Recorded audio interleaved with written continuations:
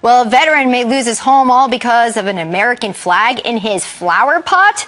A Florida Homeowners Association has declared only plants are allowed in flower pots, and they fined him more than $8,000. If he doesn't pay up, they could foreclose on his home. They said it's an unauthorized object going in a flower pot.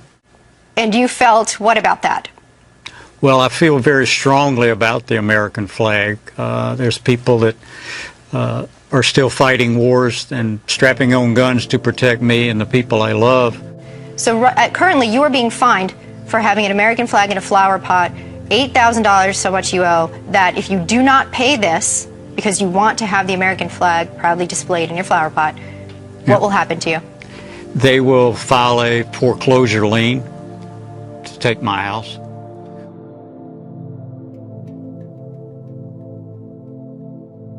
If you've looked around the streets of your own hometown and maybe you've seen stuff that looks like it came out of a war zone, well, get used to it. A new report by the ACLU finds that police forces throughout the U.S. are arming their law enforcement agents with weapons and tactics of war. Weapons and equipment that's specifically designed for the war zone is flooding into local police, and so when they have it, they're going to want to use it. When police officers are looking like soldiers, acting like soldiers, they're going to start to see everyone around them as an enemy instead of people to protect and to serve. And so that sort of keeps the cycle going of violence. And what we've seen is that specifically through this 1033 program, which that's the Department of Defense program that transfers weapons and vehicles and all this equipment to police departments for free, this is reaching every state. All 50 states, 4 U.S. territories, almost $5 billion worth of equipment has been handed out since this program was enacted. We see that no one is really safe from this.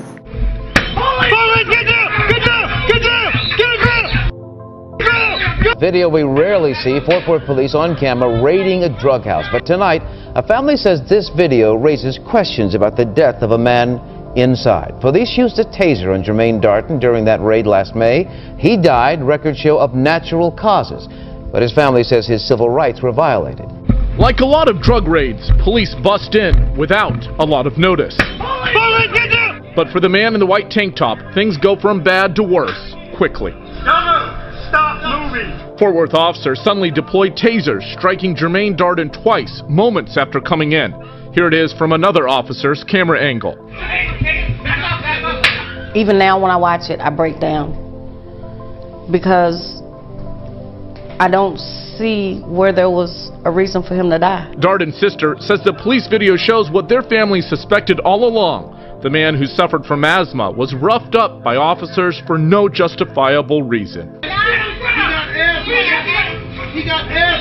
There also was a delay in getting paramedics to the scene. We don't have an active call there. A MedStar crew stationed only a mile away had to be requested 3 times. Police did find drugs at the scene and kids in the house, but Darton's family says despite that evidence, the camera footage itself is evidence there was no need for him to die. A newly released report from the ACLU claims police departments across the country, including here in New Mexico, are acting too much like the military. The report calls out police for using military gear and SWAT crews in situations that don't require them.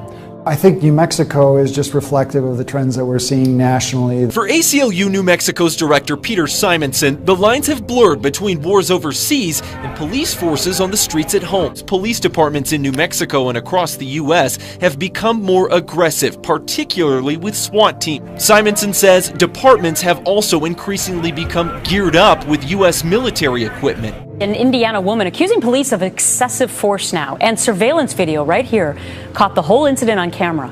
Tabitha Gentry says police forcibly stripped her after an arrest for a misdemeanor. So you can see they left her naked in a jail cell for hours. Gentry says the officers pepper sprayed her through the door when she yelled for clothes, and then they completely humiliated her, forcing her to walk through the jail naked. She was forced to the ground. Her clothes were forcibly pulled off her body by both male and female officers, and then she was left naked in this cell for 7 hours. I know that officers sometimes perform a cavity search, so they need to take off clothes, but it's your understanding that that was not necessary in this case, right? There was no cavity search. There was no search at all. This was a humiliation tactic. This appalling story that he reported on yesterday was picked up by Drudge, a woman who was forced to strip naked at gunpoint during a terrifying SWAT raid. This is Homeland Security coming into her home, and of course, as usual, we don't get any explanation as to why they did this. Well, this is basically a couple in Florida. They were the victims of a dawn raid on their home by both police and DHS agents. They basically burst into the house at 6 a.m. The couple were in the shower. They just got out of the shower, so they were wrapped in towels. So you had basically a naked woman being forced onto the ground at gunpoint. And after that, they spent 2 hours trashing their house. Said apparently they were looking for electronics and laptops. She described it as, quote, 2 hours of pure hell. They trashed the house and left again. DHS itself is turning into this kind of national police force, this standing army that is increasingly becoming outside of the law. How about this idea? Taxed for the miles you drive? More than a dozen states are considering charging drivers based on just how many miles they drive. Our national correspondent Christine Frazao takes a look at what this means in the future for everyone. It's called a VMT tax, for vehicle miles traveled. Soon, thousands of volunteers in Oregon will have mileage meters installed in their cars. And at least 18 other states are considering the program. Instead of a toll, it would act like a user fee. The more you drive on the road, the more taxes you would pay. Dan Mitchell is an economist and senior fellow at the Cato Institute. He says the other major issue is privacy. A GPS monitor in your car could record not only how many miles you drive, but where you go and when. Mitchell warns it could be a slippery slope. But first, your privacy could be on the line as aerial drones with cameras become more popular. I'm Marnie Hughes. And I'm David Rose. A Seattle woman found that out the hard way this weekend when she saw one hovering right outside her window, 26 floors up. It was 7:45 Sunday morning and Lisa Pleiss was fresh out of bed. She saw something strange hovering outside. And it was actually quite large. I could tell, or it appeared that there was video cameras on it. So that's what kind of caused me alarm, because I wasn't particularly dressed for a camera. And I went back out and looked and went to grab my camera, and then it like swooped away super fast. Pleiss was able to snap this picture of the drone. You're already getting a great amount of these out there, and the safety is going to start becoming an issue, along with legalities of people looking at their neighbors, spying on things. To combat the problem of impaired driving on the 4th of July weekend, police are turning to a new tool to deter drivers from driving drunk. The latest law enforcement strategy is called no refusal. Now, what this means is if you're pulled over by police for impaired driving and refuse a breath test, police can take you down to the station and draw your blood, no questions asked. In the past, Eugene police officer Ryan Stone says if someone was pulled over under the suspicion of driving while intoxicated, one could refuse a breath test, but would face fines and a year-long suspension of their license. Under no refusal, Stone says police will be able to file for a search warrant through an on-call judge and draw blood at the station. But not everyone is comfortable with this new practice. And it's no secret Detroit was hit hard during the recession. Now, some of the poorest residents are facing yet another crisis: no water. So far, more than 3,000 people have had their water turned off. So they've decided to appeal to the United Nations. 4 groups submitted a request to the UN Special Rapporteur this week. It details the problem in Detroit and calls for the UN's help. They're urging the UN to work with the state of Michigan and the U.S. government to stop the shutoffs and restore service and make water accessible and affordable. As federal agencies stand down to what can only be described as a total collapse of our borders, the United Nations is preparing for a massive civil breakdown right here in the U.S. And they have accelerated their plan for global gun confiscation after the imminent collapse of our country, even going so far as posting job offers for commanders who will be trained to seize guns, and I quote, from the civilian population. Oh man, we've been warning you about this for a long time. We've shown you the official documents. I mean, this is what the UN does. They've done it worldwide, and I guess they think we are next. A posting on the United Nations Career Opportunities page announces a vacancy for the position of disarmament, demobilization, and reintegration officer under the UN's Department of Peacekeeping Operations in New York. So they plan to use the border collapse to bring down this country and usher in martial law.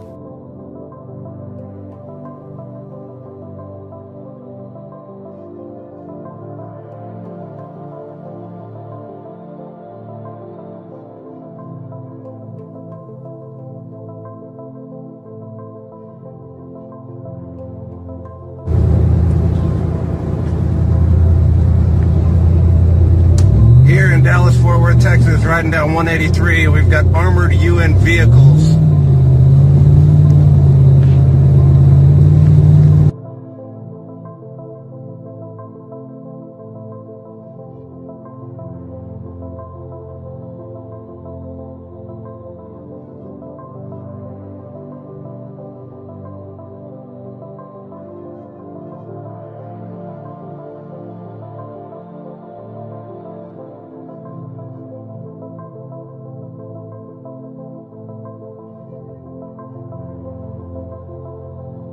We've all heard of preemptive strikes, but what about preemptive prosecutions? Muslims in the U.S. are outraged by what appears to be America's latest tactic in its war on terror, entrapping people it suspects might plan terrorist acts in the future.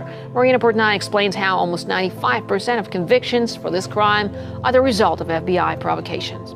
The FBI used an agent provocateur to recruit vulnerable individuals, luring them with cash and coercing them into carrying out a terrorist attack that was set up by the FBI. It seems like politicians know an awful lot about potential strikes here on U.S. soil, whether it's Lindsey Graham talking about how nukes could potentially go off in South Carolina. So you go from guys like Lindsey Graham talking about this to Obama, and he said that his biggest concern is that a nuke could go off in New York City. And it's not just nuke concerns. We have Senator Feinstein coming out and saying that there will be plots to kill Americans. So this is where I think we need to build our intelligence to see that we can disrupt a plot in this country before it happens, because there will be plots to kill Americans. One of the things I worried about 12 years ago and that I worry about today is that there will be another 9/11 attack, and that the next time it'll be with weapons far deadlier than airline tickets and box cutters.